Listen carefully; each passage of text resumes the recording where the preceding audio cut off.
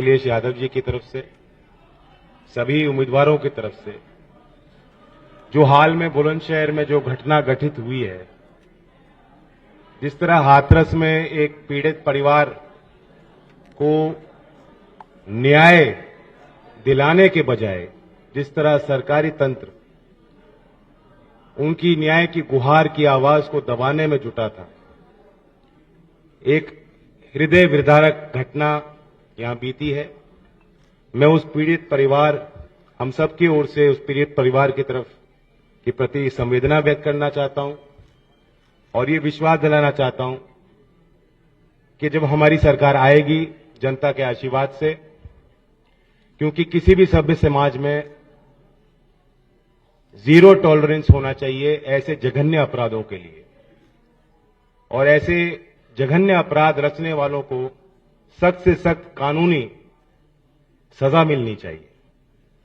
तो ये विश्वास दिलाता हूं कि जब सरकार आएगी और हम जिस तरह का परिवर्तन लाना चाहते हैं, जिस तरह की व्यवस्था, जिस तरह की गवर्नेंस, सुशासन जनता को देना चाहते हैं, कि महिला सुरक्षा पर बड़ी पहल कर कर उत्तर प्रदेश में व्यवहारिक परिवर्तन हम लाएंगे। उस परिवार की न्याय की लड़ाई को अंतिम मुकाम तक पहुंचाने के लिए हम सब लोग प्रयास करेंगे। आज इस बैठक में मैं एक बड़ा संकेत आपके माध्यम से देना चाहता हूं। लोग जो सत्ताधारी हैं वो कोशिश कर रहे हैं कि किसी तरह जो एकता हमारे बीच की बनी है, जिस तरह से किसान कौम, कमेरा वर्ग, सभी जाति और धर्म के लोग और खासतौर से नौजवान बड़ी उम्मीद के साथ गठबंधन के प्रति हमारे इस कारवां में साथ चल रहे हैं, जुड़ रहे हैं, कहीं ना कहीं बीजेपी वालों की बौखलाहट सामने आ रही। योगी जी की बयानबाजी को आप देखें, और बुलंदशहर भी कई बार वो आ चुके हैं, बड़े बड़े नेता कैंप कर रहे हैं और ऐसी भाषा वो प्रयोग कर रहे हैं जो कभी हमने मुख्यमंत्री के इस पद पे विराजमान कभी किसी नेता के माध्यम से ऐसी बातें सुनी नहीं। तो पद की अपनी गरिमा होती है, पद का अपना एक विश्वास होता है। ऐसा लगता है कि हार की बौखलाहट उन्हें सता रही,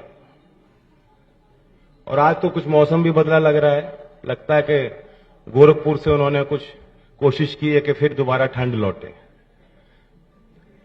लेकिन ये क्षेत्र किसानों की धरती रही है। किसान आंदोलन में इस क्षेत्र ने बड़ी भूमिका अदा की। यहां के घर घर में जवान देश की सीमा पर तैनात हैं, देश की रक्षा के लिए तत्पर हैं।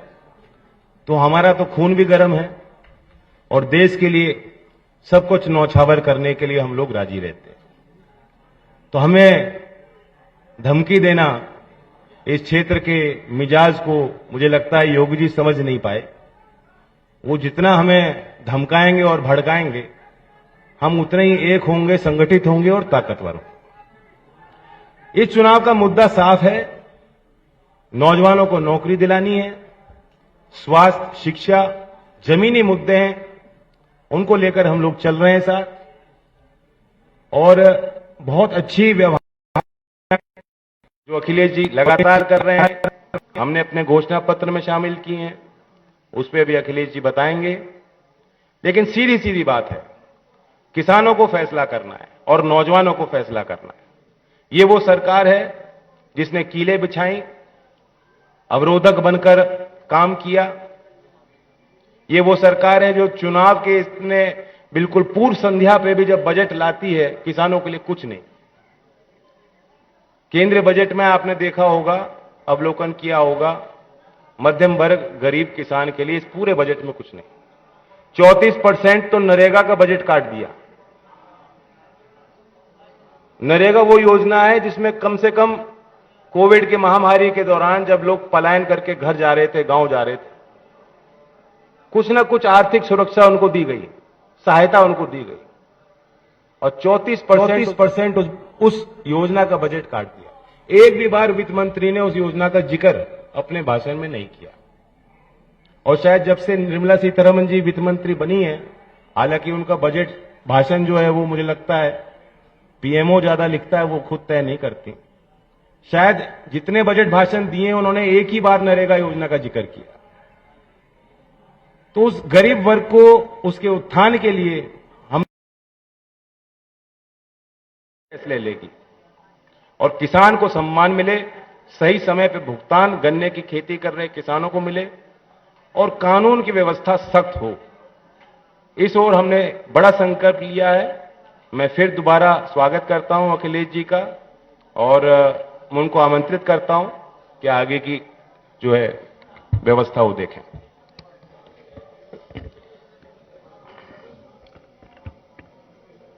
मैं जैन जी का धन्यवाद देता हूं और बहुत सारी बातें उन्होंने रखी, जहां से शुरुआत की कि बुलंदशहर की घटना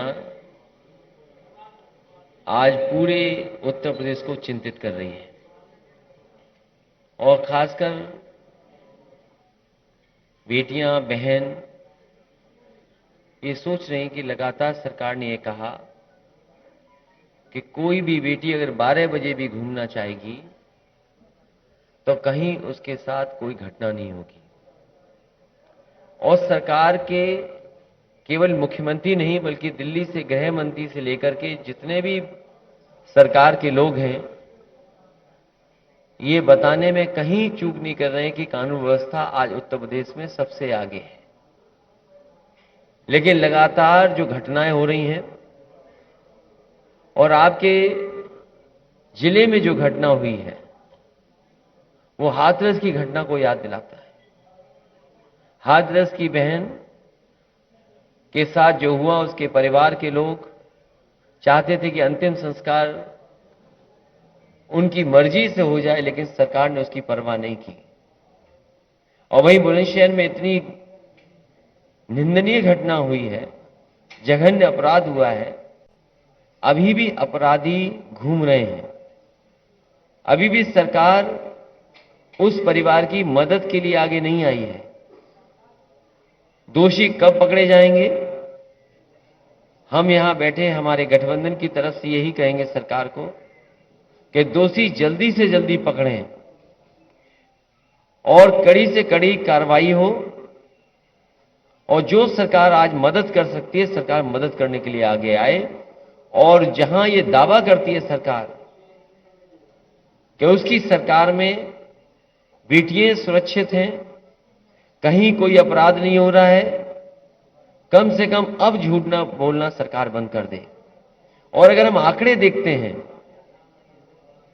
तो बड़े पैमाने पर ऐसी घटनाएं उत्तर प्रदेश में हो रही हैं और आंकड़ों में भी कई प्रदेशों को उत्तर प्रदेश ने पीछे छोड़ा हुआ है।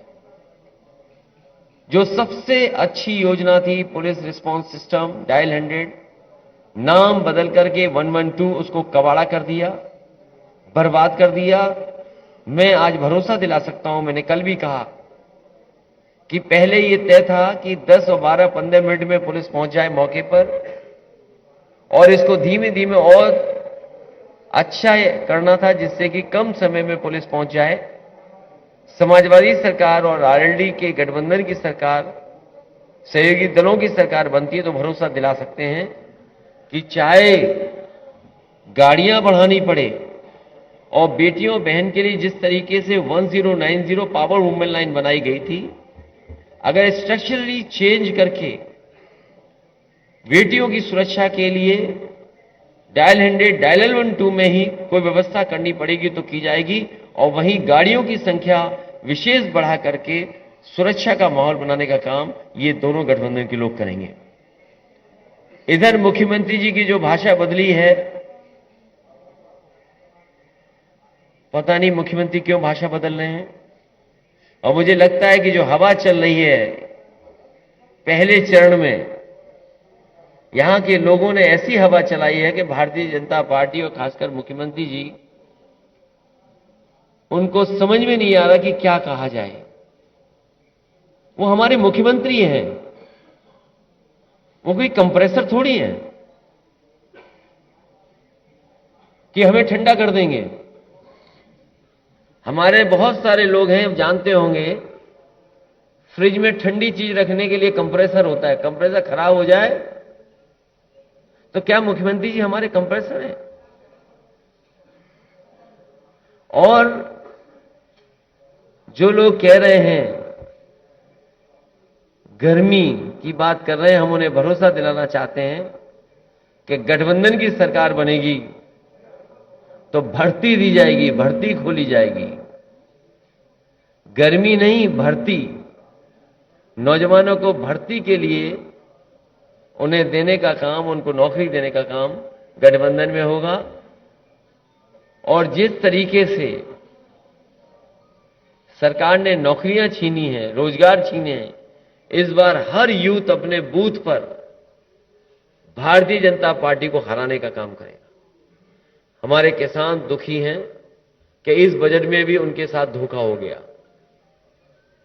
ये बजट तो ऐसा आया है कि गरीब को महसूस ही नहीं हो रहा कि कोई बजट आया है। और सरकार कह रही कि अमृत बजट है।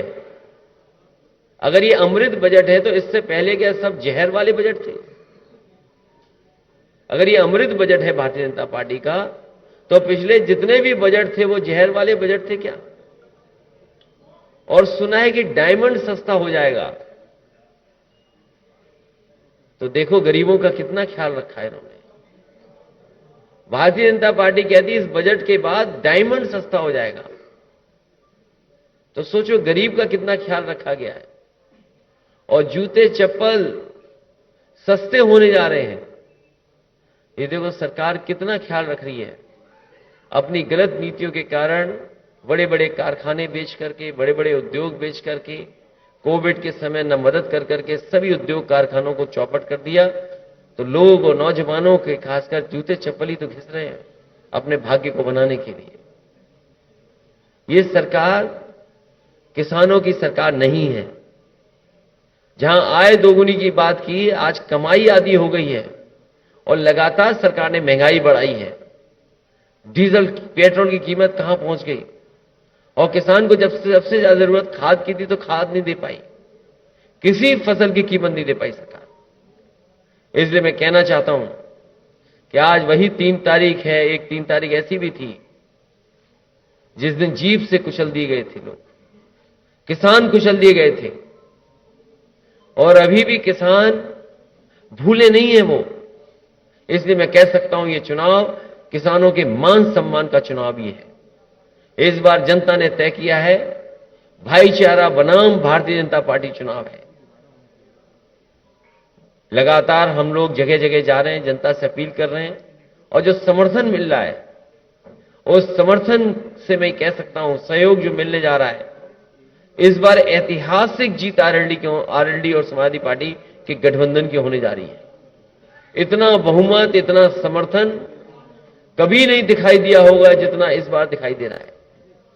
इसलिए ये जाने वाले लोग हैं, नई सरकार आने वाली है। मैं भरोसा दिला सकता हूं कि जो घोषणाएं की हैं, जो संकल्प लिया है कि सरकार बनने के बाद घरेलू बिजली 300 यूनिट माफ होगी, बिल नहीं आएगा, साथ ही साथ सिंचाई मुफ्त होगी किसानों की। और बहुत पुरानी कर्मचारियों की मांग कि ओल्ड पेंशन बहाल हो। समाजवादी सरकार और आरएलडी और गठबंधन की सरकार बनने के बाद पुरानी पेंशन बहाल होगी, कर्मचारियों की मदद करने का काम करेंगे। जिस तरीके से समाजवादियों ने जो काम किए आज भी दिखाई दे रहे हैं। अगर सड़कों पे एम्बुलेंस है, कोविड में अगर किसी ने मदद की तो उस समय एम्बुलेंस सबसे आगे आई थी। जो उसके ड्राइवर थे उसको भी अपमानित करने का काम इस सरकार ने किया है। जो 100 नंबर 112 हो गई है वो भी समाजवादी सरकार की देन है, जो सड़कों पे दिखाई दे रही है। कोविड के समय पर जिन परिवारों में भी लैपटॉप पहुंचा होगा वो आज भी चल रहा होगा, आज भी खराब नहीं हुआ होगा। लेकिन ये सरकार जो दावा करती है कि लैपटॉप देंगे, पता नहीं बुलंदशहर में कितने बाबा योगी जी ने लैपटॉप भिजवाए होंगे, कितने स्मार्टफोन दिए होंगे, जब योगी जी खुद ही स्मार्टफोन नहीं चला पाते, किसी और से ट्वीट लिखवाते हैं, किसी और से पढ़वाते हैं। तो आपको हमको लगातार 4.5 5 7 टैबलेट देते रहे हो, पता नहीं कौन सी टैबलेट हमें और आपको देते रहे।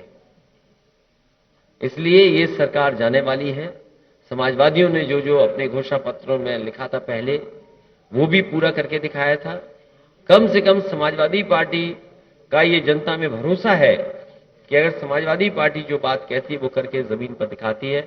मुझे उम्मीद है कि हमारे साथ जो प्रत्याशी बैठे हैं, बंसी सिंह पहाड़िया जी हमारे गठबंधन के प्रत्याशी हैं। हम जब सरकार में थे तो ये भी विधायक थे, ये विधायक बनेंगे और सरकार दोबारा बनेगी। साथ ही साथ हरीश लोधी जी हैं, मैं इनके समर्थन में भी आपके माध्यम से अपील करता हूं कि इनको जिताने का काम करें। दिलनवाज खां साहब, ये भी जब सरकार थी तो ये भी विधायक थे, और मुझे लगता है कि विधायक आप फिर होने जा रहे हैं और सरकार फिर बनने जा रही है। किरण पाल सिंह जी हैं, मैं इनके सहयोग और समर्थन के लिए भी आपके माध्यम से जनता से अपील कर रहा हूं।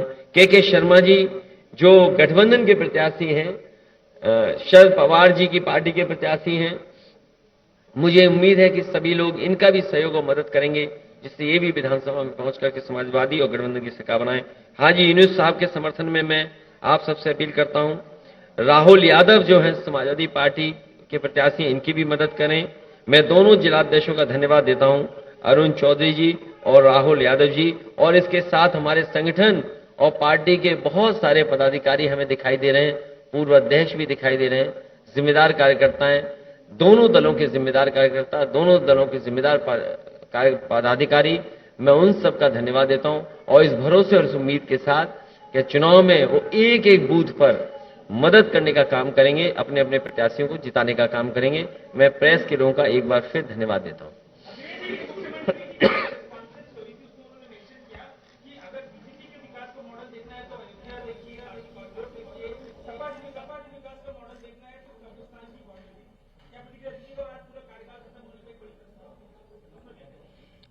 देखिए, जहां मुख्यमंत्री जी रहते हैं और अभी तक जितने भी उद्घाटन किए, और मुख्यमंत्री जी इतने समझदार हैं कि बड़ी बड़ी योजनाओं परियोजनाओं के लिए वो दिल्ली से कैंची मंगाते थे और खुद फीता लेकर के खड़े हो जाते थे। इस सरकार का, मौजूद सरकार का सबसे बड़ा प्रोजेक्ट अगर सरकार के बजट का हम माने तो वो पूर्वांचल एक्सप्रेसवे है। समाजवादियों का विजन नहीं होता तो शायद ऐसा एक्सप्रेसवे उत्तर प्रदेश को नहीं मिलता। मैं राइडिंग क्वालिटी देख करके आ रहा हूं, पेरिफेरल रोड की भी और एनएचआई की बनी हुई सड़क का भी। आप उन एक्सप्रेसवेज पर चलें और 120 की रफ्तार से चलें, हाथ में कप ले लें, चाय पीते हुए चले जाएंगे।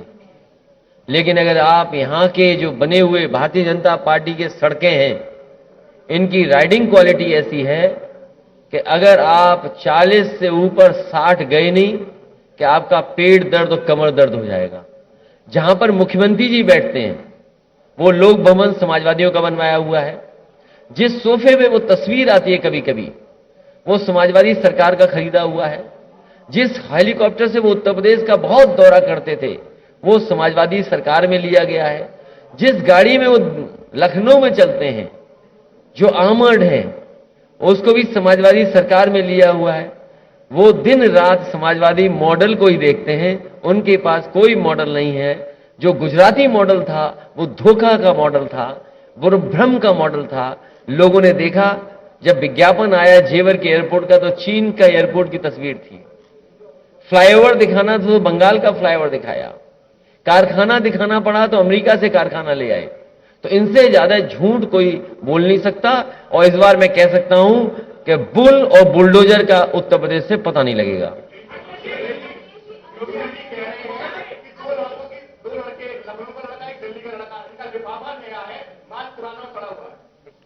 ये क्या बोला उन्होंने?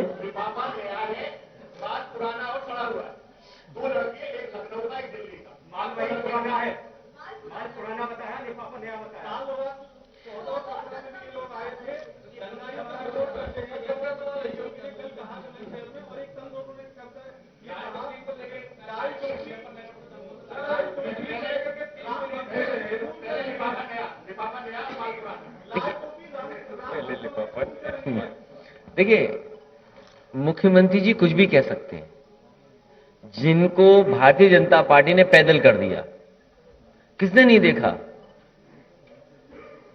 कि दिल्ली वाले 4 पहिए की गाड़ी में जा रहे थे, उन्हें पैदल पैदल कर दिया था। और ये भारतीय जनता पार्टी के सदस्य नहीं है, टिकट मांग रहे थे। एक बात तो तय है, इस बार बाबा मुख्यमंत्री जी नहीं बनने जा रहे। उन्हें अपनी चिंता करनी चाहिए। हम 2 नौजवान वो लोग हैं जिनको विरासत में किसानों की लड़ाई मिली है। हम लोग किसानों का संघर्ष कर रहे हैं। आप चौधरी चरण सिंह जी की विरासत को आगे बढ़ाना चाहते हैं, वो इसलिए कि किसान की अगर किसी ने लड़ाई सबसे पहले लड़ी तो चौधरी चरण सिंह जी ने। उन्हें आर्थिक रूप से कैसे मजबूत करें। और फिर हम समाजवादी लोग हैं, आप आरएलडी हैं, उन्हें दुख इसी बात का है कि दोनों साथ क्यों हैं, दोनों उनका सुपड़ा साफ कर रहे हैं। जिस इलाके से उन्हें बहुत घमंड था, उस इलाके में इस बार भारतीय जनता पार्टी का सफाया होने जा रहा है। सर, बजट को समझाने के लिए अब सांसद जाएंगे घर घर, तो बजट इस बार का कितना हार्ड हो गया, क्या घर घर जाने की जरूरत नहीं, अगर डायमंड सस्ता हो जाएगा तो देखिए किसानों के लिए कितनी बड़ी बात की, गरीबों के लिए कितनी बड़ी बात की। डायमंड सस्ता, जो बजट दिल्ली का जाने कितने लाख करोड़ का पास हुआ हो, बुलंदशहर के किसी किसान को खाद नहीं मिली, तो काहे का बजट है वो? उसकी दीवार बना रहे हैं। हाँ? उसकी दीवार हाँ, उसमें।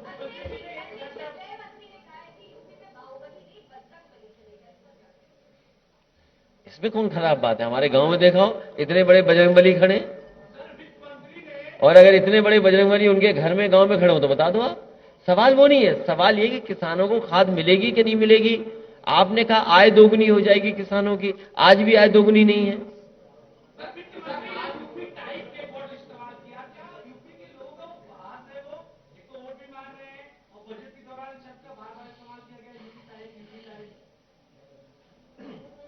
वो यूपी कम घूमी है, यूपी बहुत बड़ा प्रदेश है।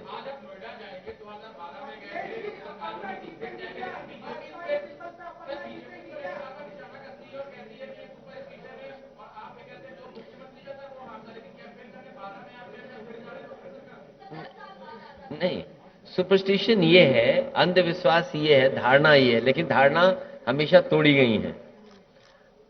लेकिन एक धारणा ये भी है कि जो नोएडा जाता है उसकी भी सरकार बनती है। मैं 2011 में अपनी साइकिल की यात्रा वहीं से शुरू की थी और सरकार बनाई थी। इस बार भी मैं नोएडा में इसीलिए जा रहा हूं कि आने वाले समय में सरकार बनानी है। 11 मैं पार्टी गए थे, दोनों पार्टी के संगठन के लोग हुए हैं और जरूरत पड़ने पर परिवार की दोनों संगठन के लोग मदद करेंगे।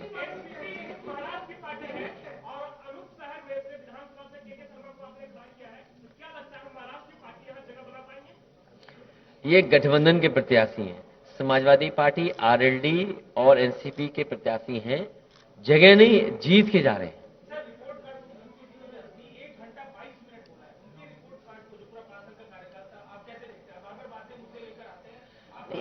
आप ही बताइए, 1 घंटा 22 मिनट अगर कोई बोला है तो क्या उन्होंने अपना संकल्प पत्र पढ़ा होगा? जिस संकल्प पत्र में पहले पन्ने पर यह लिखा गया है, पहला संकल्प यह है कि किसानों की आय 2022 तक दोगुनी हो जाएगी। क्या आज किसानों की आय दोगुनी हो गई? जो लाखों लाख परिवार परेशान हुए लॉकडाउन के समय पर, पैदल पैदल चल करके गए, इसी सड़क से न जाने कितने मजदूर चले गए होंगे, घर पहुंचे होंगे। आज इनके पास झूठ बोलने के लिए भोंपू तो हैं जो प्रचार के लिए निकल पड़े हैं, लेकिन क्या उस समय मजदूरों की मदद के लिए इनके पास गाड़ियां नहीं थी? आज झूठ बोलने के लिए इनके भोंपू जा रहे हैं हर गांव में, दावा कर रहे हैं कि इतनी वर्चुअल रैली करेंगे। एक पार्टी जो वर्चुअल रैली कर रही है, इतना संसाधन है उसके पास, क्या सरकार के संसाधन नहीं लग सकते थे जब मजदूरों को अब उनकी जरूरत थी घर पहुंचने की? इनकी कोई उपलब्धि नहीं है, केवल उपलब्धि है झूठ बोलना। और जो जितना बड़ा भारतीय जनता पार्टी में नेता है, उतना ही बड़ा झूठ सुन लो उससे।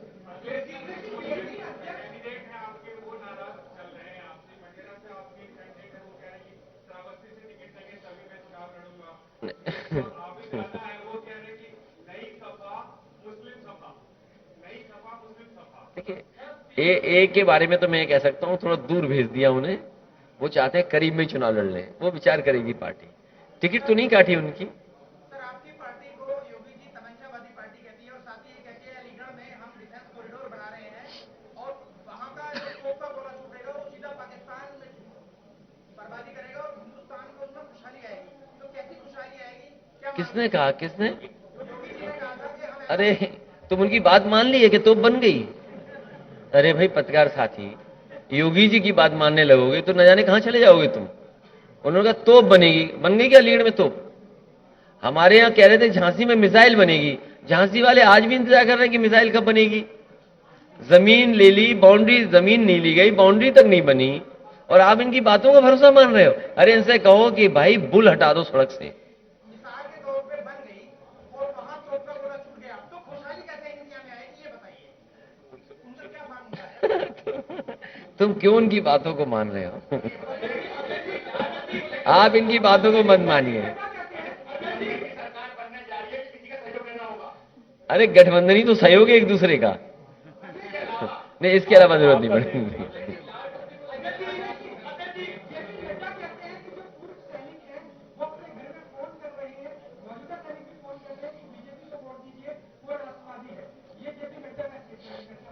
मैं भी अपने सभी सीनियर और जूनियर जो आपके माध्यम से, अगर ये बात है, ये जो सच बोल रहा है, अगर ये बात सच है तो भाई हम भी मिलिट्री स्कूल में पढ़े हैं, हमारे परिवार के लोग भी, यहां खड़े हुए लोग, समाजवादियों के बहुत सारे परिवार के लोग भी फौज में होंगे। और इसी जिले में, अच्छा हुआ आपने सवाल पूछ लिया, इसी जिले में एक को वो योगेंद्र यादव, और योगेंद्र यादव को सबसे बड़ा अवार्ड मिला था। उनके गांव में मैंने 100 बेड का हॉस्पिटल दिया था। चलो, जो हमने कार्रवाई की, घोषणा की सरकार के समय पर, इस भारतीय जनता पार्टी से पूछो, जो कारगिल के समय पर जो उसने जोखिम उठाया, जिसकी वजह से देश का सबसे बड़ा सम्मान मिला उन्हें, उनके गांव का अस्पताल क्यों रोक दिया उन्होंने? और हम तो खुद ही मिलिट्री स्कूल के पढ़े हैं। अगर नड्डा जी वोट मांग रहे हैं तो हम भी अपने सीनियर, जूनियर और जितने भी हमारी पार्टी के लोग हैं, उन फौजियों को, परिवारों से हम भी कहेंगे हमारी मदद करो। असली देशभक्त हम लोग बैठे हैं। जो नफरत फैलाएं, जो खाई पैदा करें, वो देशभक्त कैसे हो सकते हैं?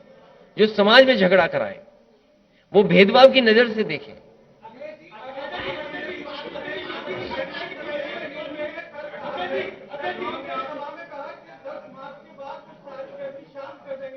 तो वो कोई कंप्रेसर है क्या? जैसे आप फ्रिज है घर में, कंप्रेसर खराब हो जाए तो गर्म हो जाएगा, कोई मतलब नहीं। तो क्या मुख्यमंत्री जी कंप्रेसर हैं?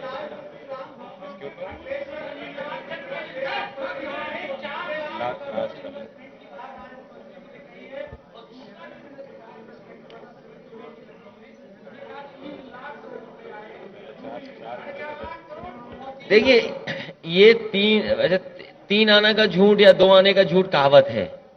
ये तो 3 लाख करोड़ का झूठ बोल दिया।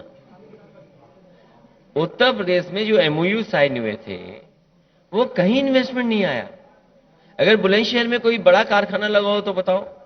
हमारे जहां से मैं आ रहा हूं कहीं कारखाना नहीं लगा। और कोई इन्वेस्टमेंट हुआ तो बताए ना सरकार, कहां इन्वेस्टमेंट हुआ? 1 डिस्ट्रिक्ट 1 प्रोडक्ट में कितना बजट आया होगा बुलंदशहर में? अगर हो सकता है खुर्जा के लिए कुछ पैसा आया हो, लेकिन सरकार बताएगी 1 डिस्ट्रिक्ट 1 प्रोडक्ट में कितना बजट दिया था आपने। एमएसएमई वाले रो रहे हैं, परेशान हो गए। कोविड के समय एमएसएमई बर्बाद हो गई इंडस्ट्री।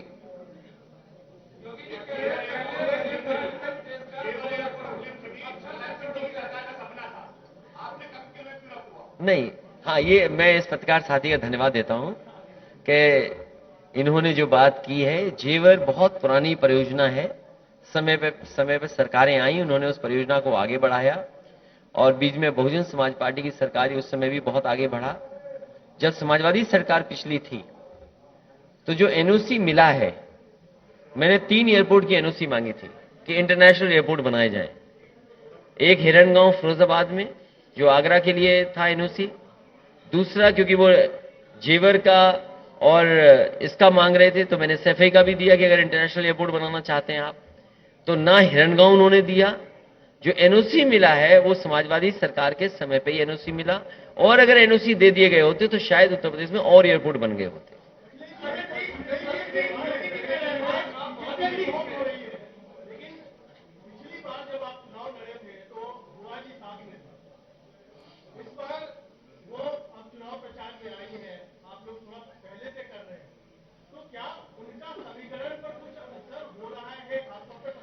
मैंने तो कहा है कि समाजवादियों के साथ अंबेडकरवादी भी साथ आए, क्योंकि संविधान बचाना है, लोकतंत्र बचाना है। अगर लोकतंत्र और संविधान नहीं बचेगा तो सोचो हमारे अधिकारों का क्या होगा। और ये एक बार अपील नहीं की, मुझे अच्छा हुआ कि आपने याद दिला दिया। मैं फिर अपील करता हूं कि हम सब लोग बहुरंगी लोग हैं, लाल रंग हमारे साथ, हरा रंग साथ, सफेद, नीला, तो हम चाहते हैं कि अंबेडकरवादी भी साथ आए और इस लड़ाई को और मजबूत करें। आखिरी सवाल,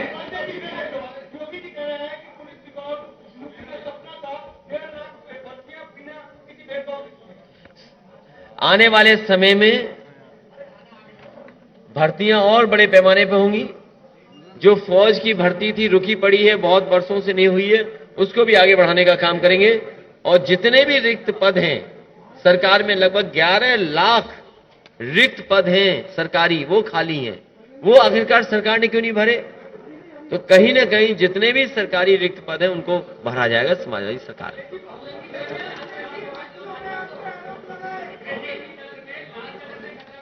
एक रंगी को हटाना है।